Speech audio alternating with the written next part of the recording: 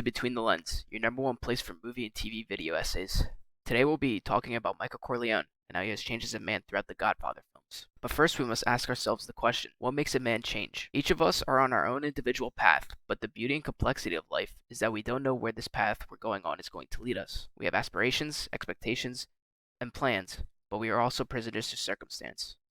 You may have it in you to become so many different types of people, but as each of life's many tests are thrown at you with every decision that's made, the options slowly narrow down to make you the precise version of yourself that exists today. Did these experiences make you who you are, or simply reveal who you were all along?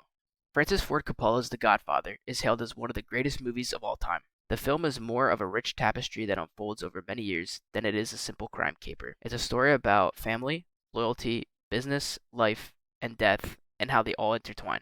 It places us behind the closed doors of the Corleone family business, a business that the youngest son, Michael Corleone, wants nothing to do with. So how does Michael go from this to this? How can a man end up in a role that no one else wished for him, that he didn't even wish for himself? Let's examine the stages of transformation for Michael in The Godfather. In this world, people don't have choices. They merely have the illusion of choice, as these decisions aren't made in a vacuum. There's always coercion involved. The Corleone family tree looks like this. Vito Corleone resides at the top, father to 4 children, and adopted father to Tom Hagen, and godfather to Johnny Fontaine.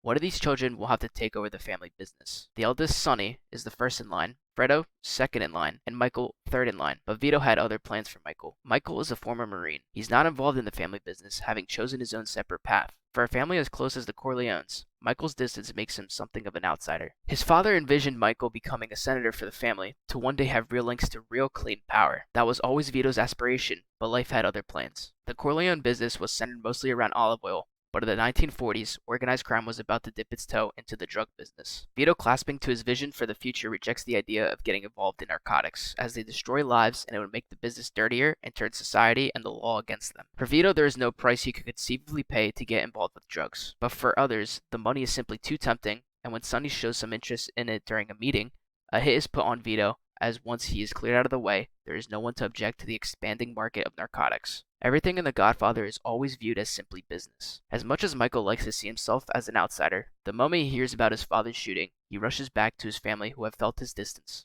As much as he sees himself as his own man, perhaps he's thinking above it all, his father has always shared a different attitude. His girlfriend Kay was a big priority to him in college, but now Michael's focus has shifted. He can't even see a future with her anymore, as his visions for the future was dependent on his family's maintenance. He realizes he was somewhat ignorant to expect that to always be secured, but in one swift action, everything changes. This catalyzes stage 2.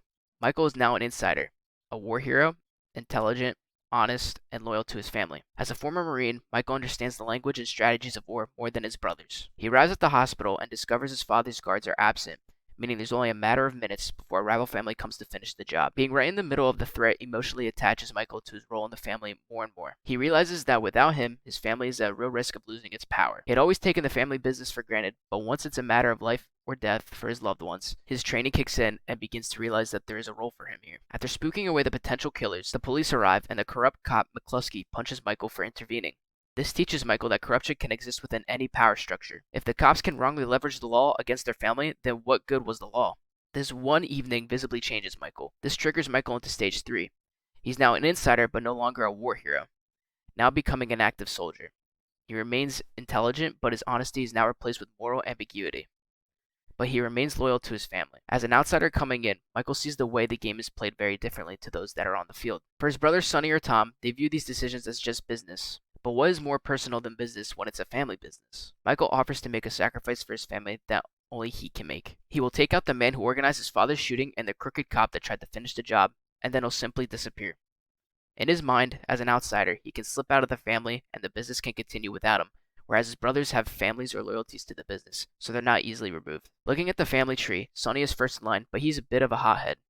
He makes decisions based on impulse, rarely considering the long game. Fredo is just a party boy. He's in it for the women and the good times. He's not a trained killer, whereas Michael is a Marine and far more calculated than his brothers. So he's the best person to send in for this job. This moment changes Michael's life and his family's trajectory in a way he could never imagine, and rarely can we see a man think through the potential consequences of his actions more than in his final seconds before the shooting. Michael's many potential paths not yet taken shut down due to this decision. His actions trigger a mob war, so he lays low in Sicily, finding a new wife and getting in touch with his family's roots. For a man who's always viewed himself as something of a prodigal son, He is now deeply ingrained in his true identity. This new life Michael has made for himself becomes a warm, welcome reality. His life has a renewed sense of meaning after he expresses his loyalty to his family through sacrifice. Back in New York, Sonny is in charge of the family business while Vito heals. Everyone is on edge as Sonny is too easily manipulated by his emotions. And this weakness proves fatal after Sonny rushes to defend his sister from her abusive husband and gets murdered. The family now lacks leadership, and as much as Michael enjoys his alternative life in Sicily, you cannot hide from your past. It follows you everywhere you go. And just after discovering his brother has been killed, his wife Apollonia is wiped out in a car bomb. That bomb symbolically destroying the last alternative road for Michael to take in life.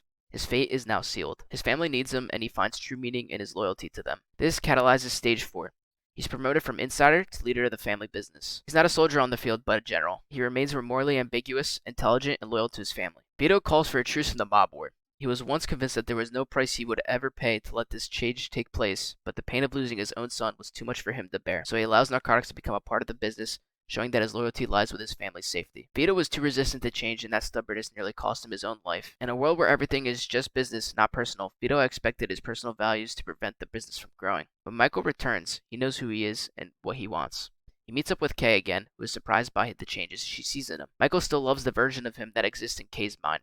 She's unaware of what he has done or what he has lost. There's a purity to Kay's perception of Michael. She symbolizes those other roads not taken, who Michael could have been. So he hides his sins from her, but still wants her in his inner circle, so that's the only group he can remain loyal to. Vito compares this harsh reality to what he had envisioned with Michael, giving him some life-saving advice and how to spot the traitor in the family. He then passes away, making Michael the head of the family, as well as the easiest target in the city.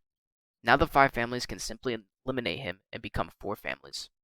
But just as Vito would eventually cave on his own values to protect his family when it came to drugs, Michael too would have to sacrifice in order to protect those that he is now responsible for. He is no longer the kid brother at the wedding, benefiting from the world his father had built for him. He is now the safeguard for the entire family. Vito's dream for the future dies with him, and now Michael is left in charge. So as he attends his nephew's baptism, he organizes the murder of the heads of all the other crime families in the city. There's no mercy as he has seen what the families were willing to take from him in order to preserve their business.